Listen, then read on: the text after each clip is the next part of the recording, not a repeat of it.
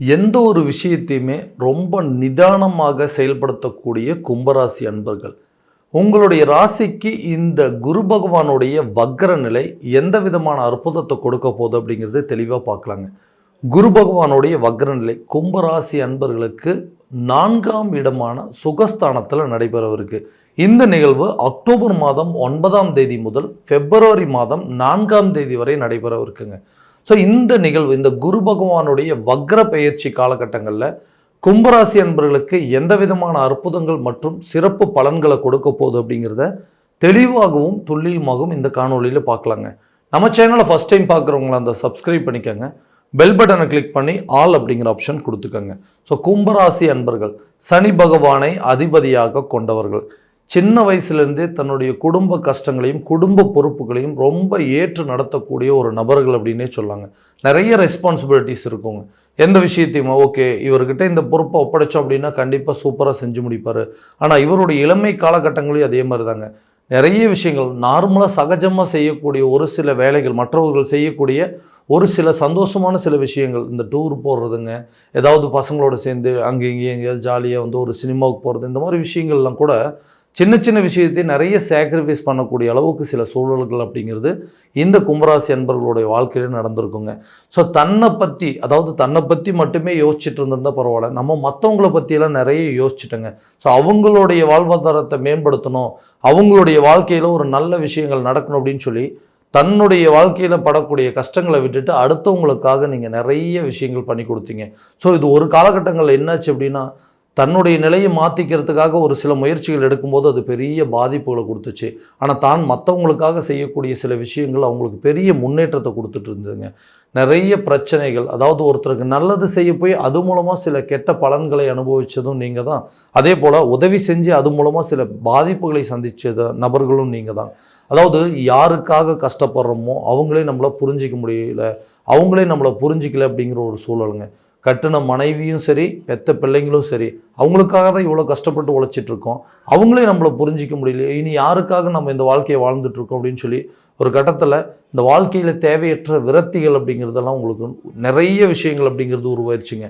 1 மணி நேரம் கஷ்டப்பட்டு உழைக்கிறோங்க, 1 மணி நேரம் நம்மளுடைய வாழ்க்கையில் நிம்மதியான ஒரு சந்தோஷமான சூழல் அப்படிங்கிறது ஒரு விஷயம் நடந்துச்சு அப்படின்னா அடுத்த 2 மணி நேரத்துக்கு அப்படியே ஆப்போசிட்டாக நடக்குங்க. சின்ன விஷயந்தான், ஓகே கொஞ்ச நேரம் ஹாப்பியாக இருந்துட்டுங்க, அடுத்த 2-3 மணி நேரம் பார்த்தீங்கன்னா ஏதாவது ஒரு விஷயத்தை போட்டு அது ஒரு பெரிய கஷ்ட சூழ்நிலை அப்படிங்கிறது இருக்குது. அப்போ நிம்மதி அப்படிங்கிறத விட பாதிப்புகள் அப்படிங்கிறது ரொம்ப ஜாஸ்தியாக இருக்குது. எல்லாருக்குமே உதவக்கூடிய மனப்பான்மை அப்படிங்கிறது எப்போவுமே இருக்குங்க. நல்லா இருக்கும்போது நிறைய பேர் நம்ம கூட இருந்தாங்க, நமக்கு இன்றைக்கி ஒரு கொஞ்சம் சூழ்நிலைகள் மோசமாக போக ஆரம்பித்த உடனே எல்லாருமே நம்மளை ஒதுக்க ஆரம்பிச்சிட்டாங்க. அவ்வளோதான், இவர் இனிமேல் முடிஞ்சிட்டாரு, இந்த காலகட்டங்களில் இவர் கூட நம்ம இருந்தோம் அப்படின்னு சொன்னால் இவர் நம்மளை ஏதாவது ஒரு விதத்தில் இவருடைய பாதிப்பில் நம்மளை இழுத்து விட்ருவாங்க அப்படின்னு சொல்லி எல்லாருமே நம்மளை டோட்டலாக அவாய்ட் பண்ணவே ஆரம்பித்தாங்க. இன்னும் ஆரம்பிக்கும் போது என்னென்னா, தனிமையை உணரக்கூடிய ஒரு சூழல் அப்படிங்கிறது, எல்லாருமே நம்மளை ஒதுக்கிட்டாங்களே, இனிமேல் நம்மளுக்கு யாருமே ஹெல்ப் பண்ண மாட்டாங்களா, ஏன்னா எல்லாருக்கும் ஓடி ஓடி போய் நிறைய உதவி செஞ்சாங்க, ஆனால் இன்றைக்கி எனக்கு ஒரு உதவி அப்படின்னு கேட்கும்போது நம்மளை எல்லாருமே ஒதுக்க ஆரம்பிச்சிட்டாங்க. உதவி அப்படின்லாம் கேட்காத, வேறு ஏதாவது விஷயமா இருந்தால் பேசலாம் அப்படின்னு சொல்லிட்டு. ஏன்னா இந்த நேரத்தில் நமக்கு பெரிய அளவில் யாரும் உதவி பண்ணலை அப்படின்னாலும் பரவாயில்லைங்க, அட்லீஸ்ட் ஆறுதல் கூறவாவது யாராவது ஒருத்தர் கூட இருக்கணும். அந்த நிலை கூட இப்போ இல்லை. முதல்ல நம்மளை கூப்பிட்டு 4 பேர்த்துக்கு முன்னாடி ஓகே இவர் பேசினா கரெக்டாக இருக்கும், இவர் இருக்கிற இடம் எப்போவுமே கலகலப்பாக இருக்கும், அப்போது சந்தோஷமாக இருக்கும், அப்படி ஏற்பட்ட ஒரு சூழ்நிலை இருந்தது. இப்போது அவங்கெல்லாம் ஒன்றா இருக்காங்க, நான் போனால் அப்படியே என்னை டோட்டலாக அவாய்ட் பண்ண ஆரம்பிச்சிட்டாங்க. ஸோ இந்த நிலை அப்படிங்கிறது எதிரிக்கும் வரக்கூடாதுங்க. சொந்த பந்தங்களும் அதே மாதிரி தான். நிறைய பேர் நான் நல்லா இருக்கும்போது என்னை கூப்பிட்டு எல்லா விஷயத்துக்கும் கலந்துக்கிட்டாங்க, எல்லா விஷயத்துக்கும் கூப்பிட்டுட்டு இருந்தாங்க. ஆனால் இன்றைக்கி எனக்கு ஒரு கடன் சுமை வந்துடுச்சு, இன்றைக்கி என்னுடைய சூழல் அப்படிங்கிறது கொஞ்சம் டவுன் ஆயிடுச்சு அப்படின்னு எல்லாருமே டோட்டலாக என்னை வெறுக்க ஆரம்பிச்சிட்டாங்க, என்னை ஒதுக்கவும் ஆரம்பிச்சிட்டாங்க. இந்த நிலையிலிருந்து நாம் கண்டிப்பாக மாறுவோனா மாற மாட்டேனா, எப்பயும் போல் என்னுடைய வாழ்க்கையில் இதுக்கு முன்னாடி நான் இருந்த வேகமும் விவேகமும் இப்போ எனக்கு இல்லைங்க, ரொம்ப டவுன் ஆகிட்டேன், ரொம்ப டல்லாக போயிட்டுருக்கு. ஸோ இது எனக்கு முன்ன மாதிரி ஆக்டிவாக இருக்க முடியலன்னு சொல்லி யோசிச்சுட்டு இருக்கக்கூடிய நபர்களுக்கு இந்த 4ஆம் இடத்துல குரு பகவானுடைய வக்ர நிலை, சுகஸ்தானம் என்று சொல்லக்கூடிய ஒரு இடங்க. இந்த இடத்துல குரு பகவானுடைய வக்ர நிலை அடையும் பொழுது இந்த குரு பகவானுடைய பார்வை 8, 10 மற்றும் 12 ஆகிய 3 இடங்களில் படுதுங்க. அப்போது தொழில் ரீதியாக இது வரைக்கும் யாருக்கிட்டலாம் நீங்கள் ஹெல்ப் கேட்டுட்டு இருந்தீங்க, அந்த தொழிலில் ஏதாவது ஒரு முன்னேற்றம் பண்ணணும், ஏன்னா நல்ல ஒரு காலத்தில் பயங்கரமாக சம்பாரிச்சிட்டு இருந்தீங்க, அந்த சம்பாதனை அப்படிங்கிறது மற்றவங்க பார்த்து பொறாமப்படக்கூடிய அளவுக்கு இருந்ததுங்க. ஆனால் இன்றைக்கி இந்த நிலை அப்படிங்கிறது டோட்டலாக மாறிடுச்சு. ஏன்னா இன்றைக்கி அவ்வளோதான், அவர் முடிஞ்சிட்டாருங்க, அவர் நொடிஞ்சிட்டாரு, இனிமேல்லாம் அந்த பிஸ்னஸ் அவரால் பண்ண முடியாது. ஸோ எப்படி இருந்த மனுஷன் இன்றைக்கி இப்படி ஆயிட்டாரு அப்படின்னு சொல்லக்கூடிய அளவுக்கு நிலைகள் மாறிடுச்சு. அவங்க முன்னாடி வைராக்கியத்தோட வாழ்ந்து காட்டணும். கும்பம் அப்படின்னாவே துன்பம் அப்படிங்கிற அளவுக்கு சொல்லக்கூடிய நிலை இப்படி வந்துருச்சு. ஸோ கும்பராசிக்காரராக இருந்தனால தான் இன்றைக்கி வந்து எல்லாத்தையுமே இழந்திருக்கிறாரோ அப்படின்னு சொல்லி மற்றவங்கள நம்மளை கேலி கூத்தாக பேசக்கூடிய அளவுக்கு சில நிலைகள் வந்துருச்சு. இந்த நிலையை மாற்றணுங்க. தொழிலில் பழையபடி நான் வந்து அந்த வெற்றி கொடி நாட்டணும் அப்படின்னு சொல்லி எடுக்கக்கூடிய முயற்சிகள் கண்டிப்பாக இந்த காலகட்டங்களில் உங்களுக்கு ஒரு நல்ல பலன் அளிக்குங்க. குரு பகவானுடைய பார்வை 10ஆம் இடத்துல படுறதுனால தொழில் ரீதியாக எடுக்கக்கூடிய முயற்சிகளும் சரி, பண ரீதியாக உங்களுக்கு ஒரு நல்ல லாபத்தை சம்பாரித்து கொடுக்கக்கூடிய அளவுக்கு ஏற்பட போகுது. ஏன்னா ஆல்ரெடி நீங்கள் நல்லபடியாக தான் வாழ்ந்துட்டு இருந்தீங்க, நல்லா சம்பாரிச்சிட்டு இருந்தீங்க. ஏதோ ஒரு சூழ்நிலைங்க திடீர்னு எல்லாமே டவுன் ஆயிடுச்சு. ஸோ இது வந்து மறுபடியும் எனக்கு அந்த ஒரு வாய்ப்பு கிடைச்சது அப்படின்னா மீண்டும் அந்த பழைய நிலைக்கு வந்துரும்னு சொல்கிறவங்களுக்கு இது ஒரு அரிய வாய்ப்பாக இருக்குங்க. ஸோ தொழிலில் கண்டிப்பாக டாப்பாக இருக்கக்கூடிய சூழல் அப்படிங்கிறது கட்டாயமாக ஏற்படும். அதே போல் ஒரு வேலை செஞ்சுட்டு இருந்தோங்க, அந்த இருக்கிற வேலையை இழக்கக்கூடிய ஒரு நிலை அப்படிங்கிறது வந்துருச்சு. என்ன நடந்ததுன்னே தெரியல, திடீர்னு வேலையை விட்டு அனுப்பிச்சி விட்டாங்க. எனக்கு இப்போ வேலை புதுசாக ஒரு வேலை தேடும் பொழுது நான் வாங்கிட்டு இருந்த சம்பளத்தோட ரொம்ப குறைவான சம்பளத்தை நான் என்னை வந்து வேலைக்கு எடுக்கக்கூடிய ஒரு நிலை வந்துருச்சு. தன்மானம் விட்டு கொடுக்கலைங்க எனக்கு. மறுபடியும் எப்போ நம்ம இவ்வளோ சம்பளம் வாங்கிட்டு இருந்தோம், இன்றைக்கி இந்த சம்பளத்துக்கு இந்த வேலையவோ போய் செய்கிறது. ஸோ எப்படி நமக்கு அந்த இடம் கொடுக்கும்? ஏன்னா இதுக்கு முன்னாடி நமக்கு ஒரு 10 பேர் ரிப்போர்ட் பண்ணிகிட்டு இருந்தாங்க. ஆனால் இன்றைக்கி நம்ம ஒருத்தருக்கு வந்து ரிப்போர்ட் பண்ணக்கூடிய ஒரு நிலை வந்துருச்சு. நம்ம ஒருத்தருக்கு பதில் சொல்லக்கூடிய ஒரு நிலை வந்துருச்சு.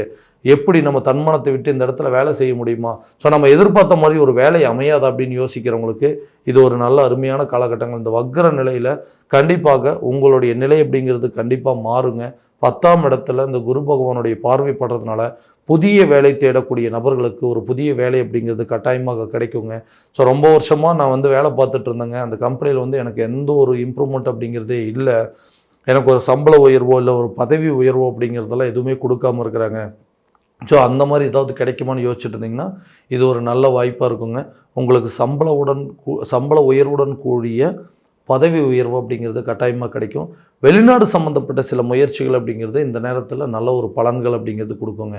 திருமணம் சார்ந்த சில யோகங்கள், திருமண பந்தங்கள் அப்படிங்கிறது ஒன்று உருவாகவே ஆகாதுங்களா? நிறைய ஜாதகம் பார்த்துட்டுங்க, நிறைய பெண் பார்த்தாச்சு. ஏதோ ஒரு சூழ்நிலையில் அது எல்லாமே வந்து தட்டி கழிச்சு போயிட்டுருக்கு. நானும் நிறைய கோயிலுக்கு போயிட்டு வந்துட்டேன், நிறைய பேர்கிட்ட ஜாதகத்தை கொடுத்து பார்த்துட்டேங்க. ஆனால் எந்த பிரச்சனையும் இல்லை, உங்களுக்கு வந்து திருமணம் கட்டாயமாக நடக்குன்னு சொல்கிறாங்க. ஆனால் எனக்கு அந்த திருமண யோகம் அப்படிங்கிறதே இல்லாமல் இருக்குது. மனைவி மக்களோட ஒரு சுகமான வாழ்க்கையை வாழக்கூடிய ஒரு நிலை அப்படிங்கிறது எனக்கு ஏற்படாதா? நானும் மற்றவங்க மாதிரி ஒரு நார்மல் லைஃப் அப்படிங்கிறது, அதாவது ஒரு கல்யாணம் பண்ணி குழந்தை பெற்றுட்டு அவங்களோட சராசரியான ஒரு வாழ்க்கையை வாழ முடியாதா? ஏன்னா என்றைக்கு வந்து இந்த தனிமை அப்படிங்கிறது என்னை போட்டு ரொம்ப வாட்டி எடுத்துகிட்டே இருக்குது. குடும்பத்தில் இதனால் வந்து பார்த்திங்கன்னா பையனுக்கு ஒரு நல்ல கல்யாணம் பண்ணி வைக்க முடியல, பொண்ணுக்கு ஒரு நல்ல இடத்துல வரன்னு பார்த்து அமைக்க முடியலேன்னு சொல்லி வருத்தப்படக்கூடிய சூழ்நிலையிலே இருக்குது. ஸோ இந்த திருமணம் சார்ந்த அனுகூலங்கள் அப்படிங்கிறது இந்த காலகட்டங்களில் உங்களுக்கு கண்டிப்பாக நடக்குங்க.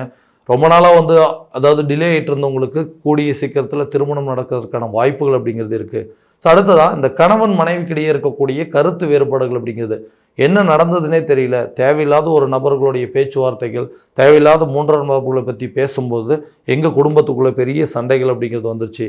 இதனால் கணவன் மனைவிக்குள்ளே தேவையில்லாத கருத்து வேறுபாடுகள் அப்படிங்கிறது உருவாச்சுங்க. இதனால் 2 பேருமே பிரிந்து வாழ்ந்துட்டுருக்கோம். ஸோ யார் கண்ணு பட்டுச்சோ தெரியல, நல்லா இருந்த குடும்பத்தில் திடீர்னு இப்படி ஒரு பிரச்சனை வந்துருச்சு. யாருக்குமே எந்த கெடுதலும் நினச்சதில்லை, யாரையுமே ஒரு அனாவசியமான வார்த்தைகள் நான் பேசுனதில்லை. ஆனால் இன்றைக்கி நான் என் மனைவி குழந்தைங்க எல்லாத்தையும் விட்டு பிரிந்து வாழக்கூடிய ஒரு நிலை அப்படிங்கிறது. ஸோ எல்லாருமே என்னை ஒதுக்க ஆரம்பிச்சிட்டாங்க. மாமனார் மாமியார் சைட்லேருந்தும் சரி, என்னை பெற்றவங்களும் சரி, மனைவி மக்கள் எல்லாருமே என்னை வந்து ஒதுக்கிட்டாங்க. நீங்கள் இந்த மாதிரி ஒரு விஷயத்தை பண்ணதுனால தான் இன்றைக்கி இந்த குடும்பம் இந்த நிலையில் இருக்குன்னு சொல்லி குறைவை மட்டுமே கூறிகிட்டு இருக்கக்கூடிய ஒரு நிலை வந்துருச்சு. இந்த நிலையை நான் மாற்றணும் அப்படின்னு யோசிக்கிறவங்களுக்கு கணவன் மனைவிக்கிடையே இருக்கக்கூடிய கருத்து வேறுபாடுகள் அப்படிங்கிறது கண்டிப்பாக விலகுங்க. அதே போல் குழந்தை இல்லாத தம்பதியினருக்கு குழந்தை பாக்கியம் ஏற்படுவதற்கான வாய்ப்புகள் அப்படிங்கிறது கண்டிப்பாக உருவாகும்.